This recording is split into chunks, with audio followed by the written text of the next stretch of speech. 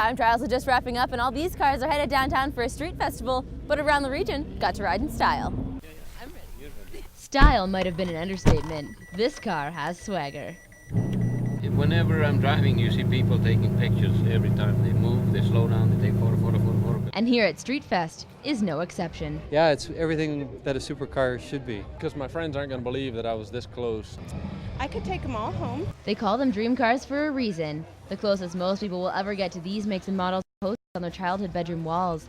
But the posters come down, and the dream remains. It's like playing a video game, so it's a car you'd think you'd see in a video game. For some drivers, this is where their passion took root, by being a spectator. You know, a long time ago when I was a kid, we went to Italy the first time, and this Lamborghini went flying by us, and as a kid, I was just staring at it. When we got to a gas station, this guy gets out of the car, and he had a beautiful girl with him, and he had a beautiful car, and he was very classy to the people looking at the car. And as a kid, I just kind of looked at that, and it really affected me, and I kind of wanted to do that. Danny says he enjoys watching history repeat itself. They're fast and I like them because I like fast cars. They're really fast. Of course, we all dream of a car like that. Yeah, of course, where would you drive a car like that is the other question, right? All over the place. It's the most kilometers of any MC12 in the world, as most people just park them, what's the point of owning it? In the exotic car world, people who just park their cars are known as garage queens. But the drivers say that once you own a dream car, it's a waste not to use it. The car, it's just a car, you know, it's a fast car, so drive as much as you can. It's common among exotic car drivers to say owning cars like these is no big deal. One day making pizza, next day going really fast down this runway. Some guys like golf, I like driving fast. Kids ask me, how do you get a car like this? I say, you gotta work and you don't smoke cigarettes, don't do drugs, and don't drink much alcohol. Save that money to buy something of substance. Later in the show, the battle of the super machines. But first up, the charitable side of Race the Base. That's next on Around the Region. The Dream Wheels weekend wouldn't exist without a worthwhile cause. It was a few months ago when two brothers from Bonnyville approached the city, the base, and Zahir about putting on the event for local charities. Initially, we had our doubts about whether or not it was a good event or a bad event, because it does have a bit of an operational impact for me.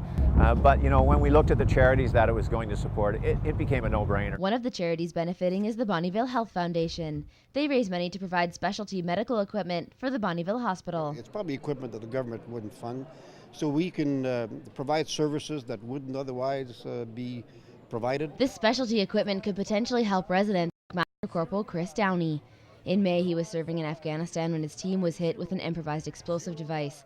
His injuries left him fighting for his life for 2 months in the hospital.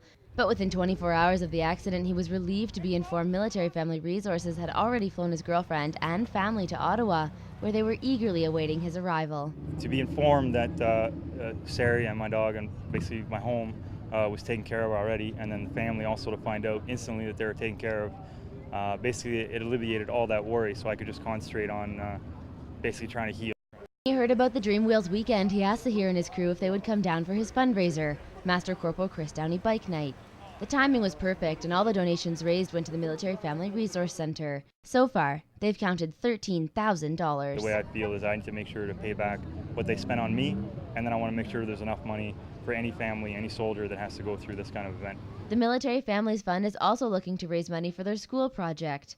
The on-base private school is only partially funded by the provincial government, and they still need support. They're a little bit unique compared to other families in the fact that we have a lot of people deployed, and they could be the fathers or the mothers of the kids that go to this school. And so the school is responsible to certainly help the kids through this entire process. Organizers of the Dream Wheels weekend say it's a great way for people to simultaneously have fun and support the community. And who would know that people would want to spend a lot of money to go down the tarmac at high speeds. We are very blessed, my customers, my clients. I'm very blessed, and if I can do something in return by just putting on a car show and giving them entertainment, at the same time ask them to contribute, and if it can help some people, I think it's a wonderful idea. Organizers say they're still tallying totals of the entire event. An official number won't be available for a few weeks. After the break, the big race, Zahir versus Major Brassington. That's next on Around the Region. Air 44, clear takeoff, 13 right, and confirm the airfield's mine.